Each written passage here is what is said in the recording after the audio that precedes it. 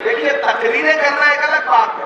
आपको खुश करने के लिए सरे मिंबर वो ख्वाबों के महल तामीर करते हैं, इलाजे गम नहीं करते, फकत तकरीर करते हैं। हम सिर्फ तकरीरें नहीं करेंगे, हम जानते हैं कि सरकार के होने का मतलब क्या होता है।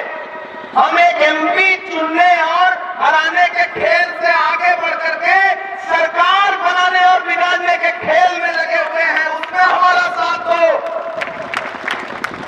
क्योंकि कोई कितना भी पार्लियामेंट में अगर सरकार नहीं चाहेगी, सरकार अपने मिजाज की नहीं होगी, तो कांग्रेस पार्टी ने यूपीए ने दिया था किशनगंज का सेंटर, 10 साल हो गए। जब भी सरकार के सामने जाके दामन फैलाओ तो हंस के मुंह फेर लेती है सरकार, क्योंकि वो आपको पढ़ता लिखता नहीं देखना चाहती। मेरे भाई, ये जो सरकार नए नए कानून लेकर के आ रही है, अगर ये कानून भी चाहते हो कि रुके तो कैसे रुकेंगे? एक एमपी से रुक जाएंगे, 2 एमपी से रुक जाएंगे, 3 एमपी से रुक जाएंगे? नहीं, तब रुकेंगे सरकार बदलेगी, तब रुकेंगे जब राज्यसभा में भी बहुमत होगा, तब रुकेंगे जब दिल्ली की गद्दी पे इंडिया अलायंस का प्रधानमंत्री बैठा होगा, तब इस तरह के मसले पेश ही नहीं आएंगे। इसलिए अपने दिमाग को खोलिए, अपनी आंखों के पर्दे हटाइए, अपने दिलों में जो थोड़ी बहुत इधर उधर की कोई खटास हो उसको किनारे करिए, क्योंकि जब मकसद बड़ा होता है तो छोटी छोटी चीजें नजरअंदाज की जाती हैं या नहीं की जाती? छोटी छोटी चीजें नजरअंदाज की जाती है। ये सड़क नाली का इलेक्शन नहीं है, ये हिंदुस्तान के कानून बनाने का इलेक्शन है, आईन का इलेक्शन है, जमहूरियत का इलेक्शन है। ये सरपंच और मुखिया का इलेक्शन नहीं है, इस बात को अपने जहन में बिठा लीजिए। मेरे भाई, आप बेहद तकती दोपहरी में बैठे हैं, सिर्फ भाषण सुनाऊंगा तो आप कहेंगे कि देखो, जब से सांसद हो गया तब से शायरी वायरी नहीं सुनाता है, खाली भाषण सुना के चला जाता है। ऐसा नहीं करूंगा, मैं आपको शायरी भी सुनाऊंगा, लेकिन थोड़ी संजीदा गुफ्तगू करनी थी इसलिए कर रहा हूं। मेरी माएं बहनें यहाँ इकट्ठा हैं, नौजवान साथी इकट्ठा हैं। इस बार पार्टी ने मेरे कंधों पे एक बहुत बड़ी जिम्मेदारी कि मुझे मैनिफेस्टो कमेटी का मेंबर बनाया।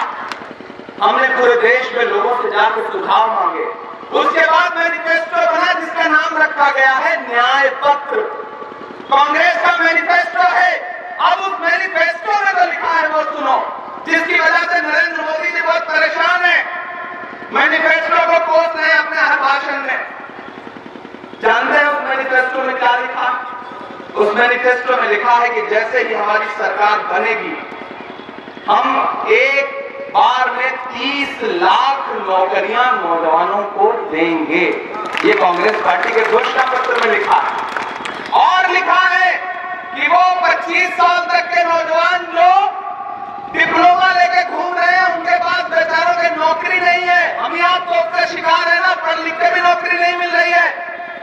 तो कांग्रेस पार्टी कह रही है कि ऐसे नौजवानों को 1 लाख रुपए का बेरोजगारी भत्ता दिया जाएगा सरकार बनते ही।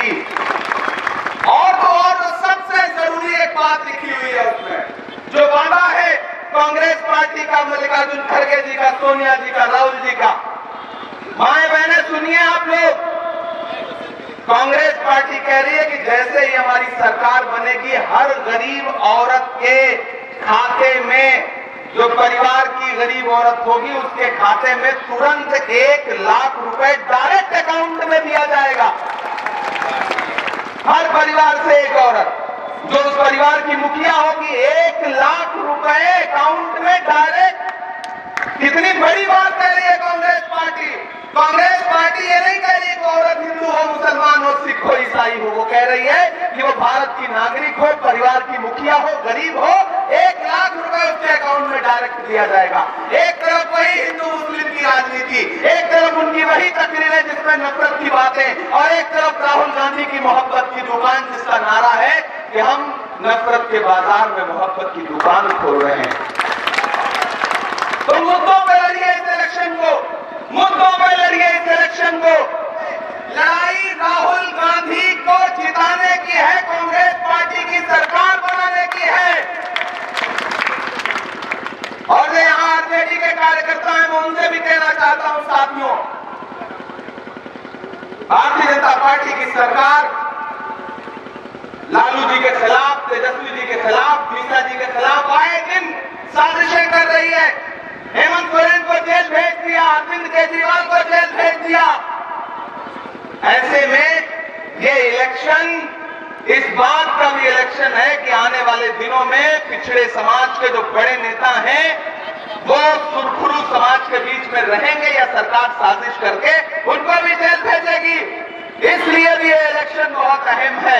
अपने घरों के बाहर एक एक वोट लेकर के निकलिए, ये सोच करके मत किसी का चेहरा मत देखिए। बस एक बात याद रखिए कि डॉक्टर बाबा साहब अम्बेडकर का संविधान बचाना है, मौलाना आजाद, पंडित नेहरू और महात्मा गांधी की लाई हुई जमहूरियत बचानी है। इसके लिए अपने घरों से बाहर निकलिए। प्रधानमंत्री जो घूम घूम के झूठ बोल रहे हैं वो काम नहीं आने जा रहा है। मैं तो प्रधानमंत्री जी से कहना चाहता हूं कि गमों की धूप में भी मुस्कुरा कर चलना पड़ता है। ये दुनिया है, यहाँ चेहरा सजा कर चलना पड़ता है।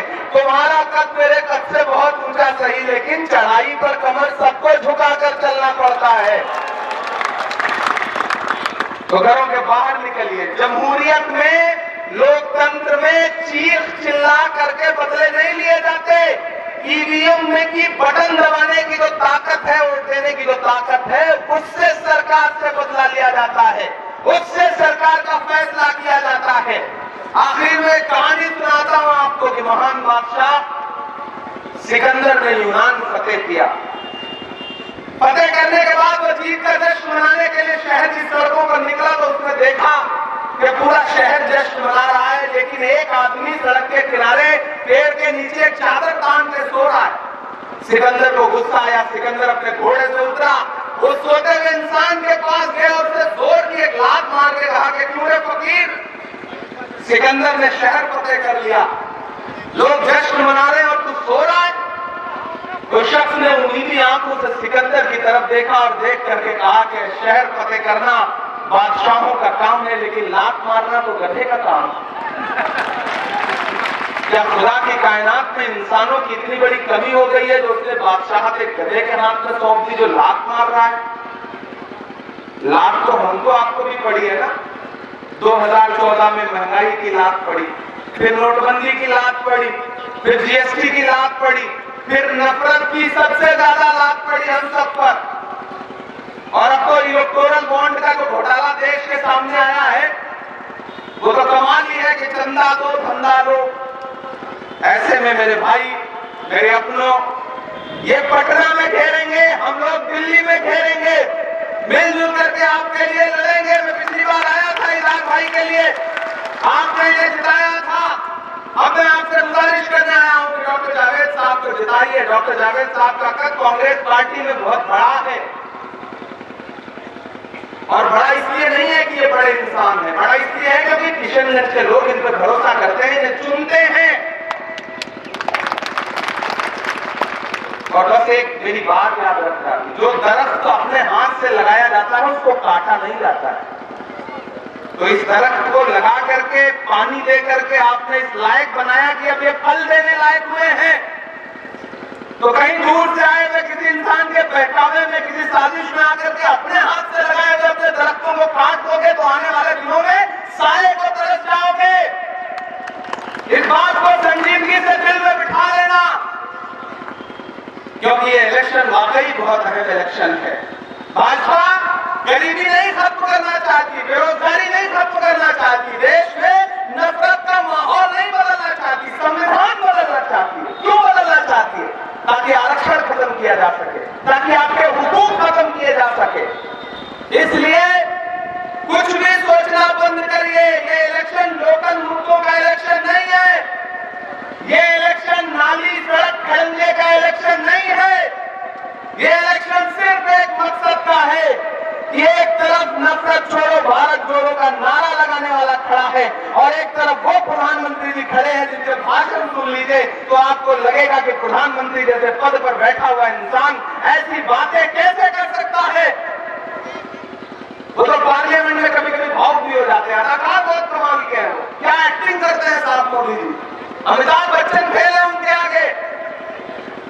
एक दिन वो पार्लियामेंट में जब भावुक हुए तो उससे मीडिया के साथी ने कहा कि इमरान साहब आज तो प्रधानमंत्री जी बिल्कुल रुआंसे हो गए थे रोहित वेमुला के मुद्दे पर आप क्या कहेंगे?